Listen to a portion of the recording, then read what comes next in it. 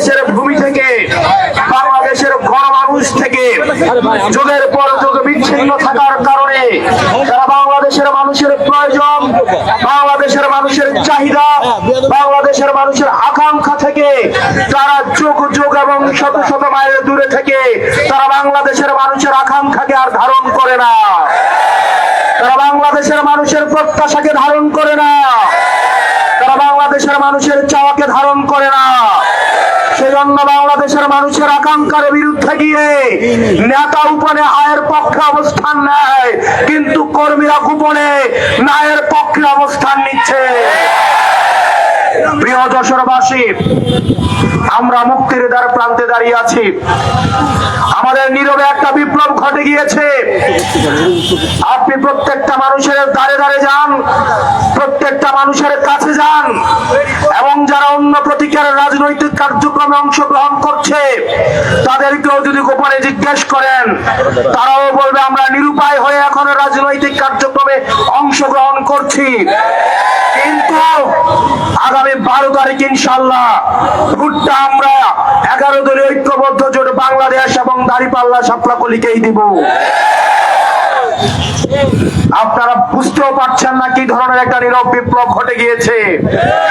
আপনারা কৃষক, কামার, শ্রমিক, মজুর, ব্যবসায়ীদের আর্তনাদ, তারা নীরবে নিভৃত, তারা আর্তনাদ করছে, তারা ভয়ে রয়েছে।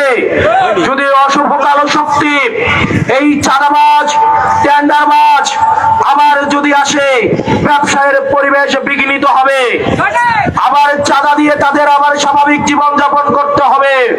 সেজন্য তারা চাঁদার থেকে নিস্তার চায়।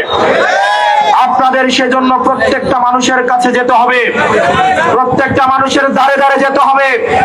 মনে রাখতে হবে, প্রার্থীর কাছে কিন্তু ভোট নাই, ভোট হচ্ছে জনগণের কাছে।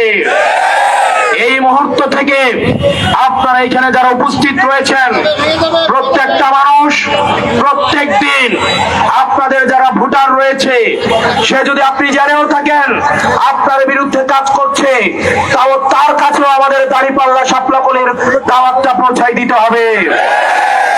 সে আপনার দাওয়াতের অপেক্ষায় রয়েছে।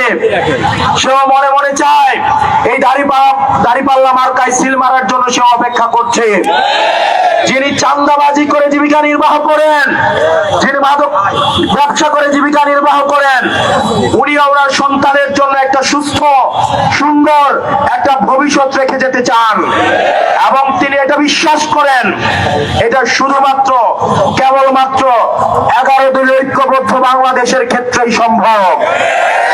প্রিয় যশোরবাসী, আপনারা গতকাল প্রশাসনের নগ্ন হস্তক্ষেপে নির্বাচনী পরিবেশ কেমন হতে পারে সেটার একটা টেস্ট ম্যাচ আপনারা গতকাল ঢাকায় দেখেছেন।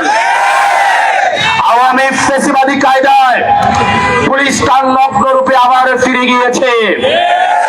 প্রিয় পুলিশ ভাইয়েরা, আপনাদের কাছে উদাত্ত আহ্বান জানাবো, আপনি যে পোশাকটা পরিধান করে আছেন সেই পোশাকটা আপনার যোগ্যতার মধ্য দিয়ে অর্জন করা, আপনার মেধার মধ্য দিয়ে অর্জন করা।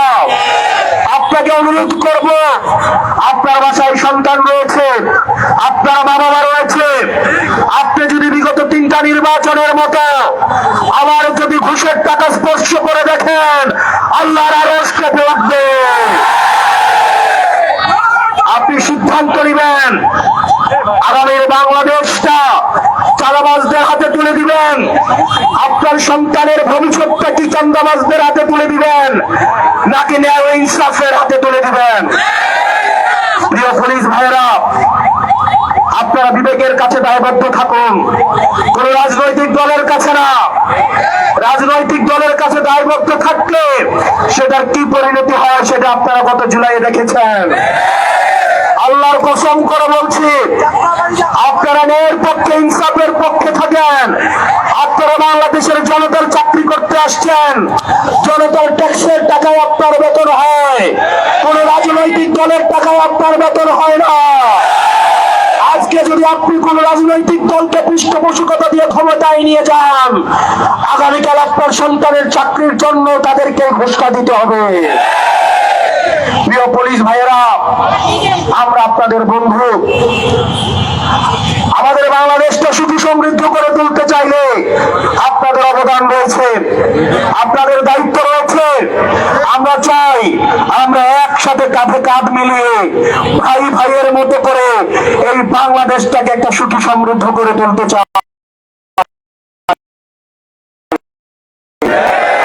আপনারা নিজেদেরকে প্রশ্ন করেন, আর কতদিন আপনারা রাজনৈতিক গোলামি করবেন?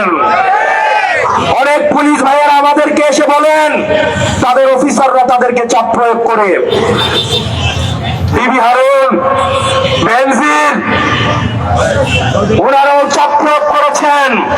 প্রিয় পুলিশ ভাইয়েরা, জুনিয়র অফিসার আপনারা যারা আছেন, আপনারা জুলাইয়ের কথা ভুলে যাবেন না। বাংলাদেশের জনতা যার বিপক্ষে দাঁড়ায়, কামান দিয়ে, গোলা বারুদ দিয়ে, মিলিটারি দিয়ে, ভারত দিয়ে তাদেরকে আটকাই রাখা যায় না। প্রিয় প্রশাসনের ভাইয়েরা, গত 17 বছর আপনাদের প্রতি যে অনাস্থা তৈরি হয়েছে, সেই অনাস্থা থেকে আস্থা অর্জনের পরীক্ষা হচ্ছে আপনাদের 12 তারিখ।